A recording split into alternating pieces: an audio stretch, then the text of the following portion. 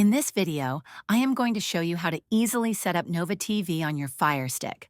First, turn on your Firestick and navigate to the home screen. From there, go to Settings in the top menu, scroll to the right and select My Fire TV. Next, click on Developer Options and ensure that Apps from Unknown Sources is turned on. This setting allows you to install applications from outside the Amazon App Store, which is necessary for Nova TV.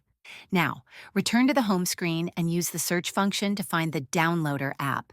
If you don't have it installed, download it from the Amazon App Store. Once installed, open the Downloader app. In the URL field, enter the link for the Nova TV APK file from a trusted source and click Go to start the download. After the download is complete, you will see an installation prompt.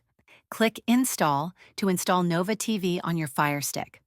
Once the installation is finished, you can open the app directly from the Downloader app or find it in your Apps section.